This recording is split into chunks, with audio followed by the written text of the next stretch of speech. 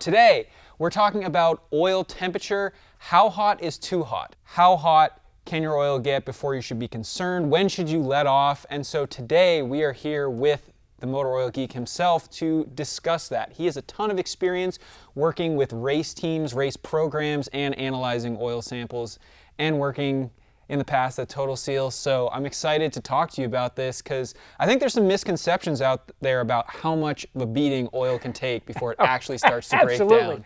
I like your question, like how hot is too hot? Yeah. It's one of my favorite questions I get. It's like someone will make the statement, well, my oil is running hot. And my first question is, how hot do you think it is? Right. Like, tell me what you think too hot is. Right. More times than not, it's nowhere close to what the oil can handle, actually. So, for example, with this race car, right here is the oil tank, because in race engines, the oil's not in the oil pan, it's actually in a tank. It's a dry sump system. And this particular car is literally right here. And we actually have a heater we plug in. So before the car will even crank, before we even turn the engine over once, we preheat the oil to 220 degrees. Wow. Before it ever goes in the racetrack. That's hot. And see, as someone who drives regularly, my oil is probably sitting about 190, 200. I've seen it get, when I was towing maybe like a 5,000 pound trailer up Eisenhower Pass in Colorado, it got to like 240 and I was sweating a little bit. That's perfect temperature. It's just starting to do stuff there. Absolutely, that's a great point, because what I think a lot of people don't understand is that a lot of the additives that are in the oil are actually heat activated. So until the temperature gets up into that operating temperature zone, which is say 220, 240 is like ideal, they're really not being as fully effective as they possibly could be. And how much does it depend on the brand, right? Because obviously, race car, you're probably using some pretty good oil. Like what is, if someone's just using off-the-shelf synthetic, or like a synthetic blend even, what in their diesel truck? Remember, oil is two things. It's going to be base oil plus the additives. The base oils themselves, either Group 3 or Group 4, PAO, synthetics, those oils, just by themselves, can handle up to 300 degrees Fahrenheit pretty much continuously. Wow. And that is like well beyond whatever I would have thought. So now that's the oil. Is there any reason if someone gets in like the 250 range, they should worry about other components, I mean, I know that's kind of going beyond the oil, but is there any reason to think that your engine would get unhappy, after that? No. When we do the engine testing, for evaluating oils, right. Some people have said, well, you only run 2 hours on the dyno. Yeah, we're running 2 hours on the dyno at 280 degrees Fahrenheit oil temperature with only 5 quarts of oil, right? Wow. So we have a very small volume of oil, typically way smaller than in a diesel. Yeah. And we're running it a lot hotter.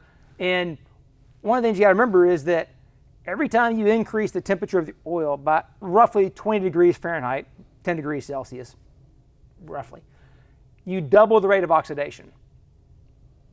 So oxidation is the chemical degradation of the oil. Mm-hmm. When you're in that 220, 240 range, you're in that ideal temperature range for the additives to do good, to evaporate all the moisture, out of the engine, because every combustion cycle you're making moisture. Right. So you need to be over 212 degrees Fahrenheit to be able to really get the moisture out of the oil. And then fuel, especially with diesels, because it's a higher, flash point, you really need to get that oil hot in order to get the diesel to evaporate out, because it can evaporate its way out of the system, because it's a fact with modern diesels, as you've known. Yeah. Fuel dilution is a problem. It is. It's a bigger problem than the brand of oil you're using. Yes. So higher temperature operation is actually good for bringing down fuel dilution.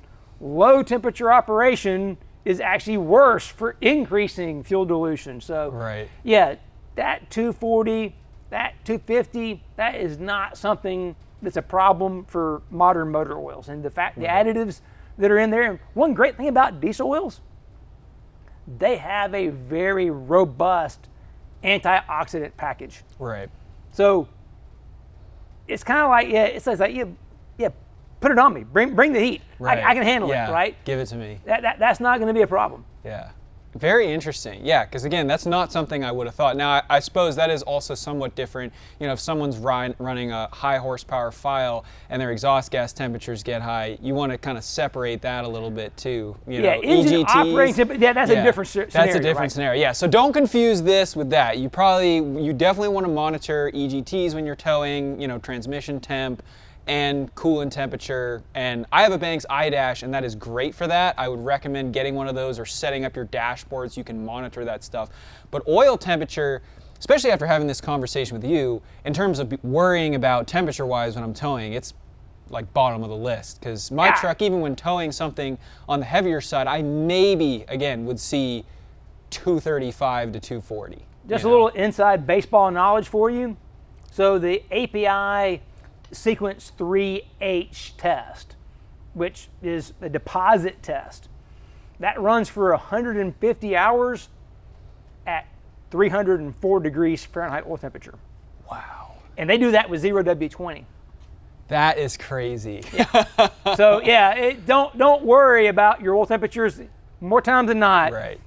your oil temperature is just fine. Right. Your So oil it can handle sounds like to me now the problem isn't your oil's getting too hot. Too many people are running their oil too cold. It's 100% the issue, especially in the wintertime when it's really cold outside. Right. It can be quite a long time before the oil actually gets up to operating temperature. Right.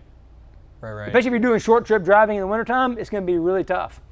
And that's why you've said before you often see in analysis reports wear increase during the winter months because of the colder temperature. Yeah, because if fuel dilution is going to go up, Right. oil temperature goes down, wear goes up.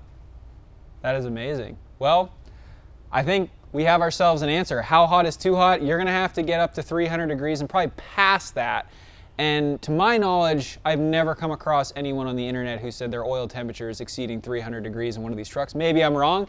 If I am, definitely put a link to a forum somewhere because I would like to reach out to that person and find out what they did to get their oil temperature to 300. That hot, yeah. Yeah, Probably sustained. not going to happen. Yeah, No, exactly. Yeah. Well, thank you for being here. Be sure to subscribe to the Motor Oil Geek and to Power Stroke Maintenance, and I will see you next time. Thank you very much.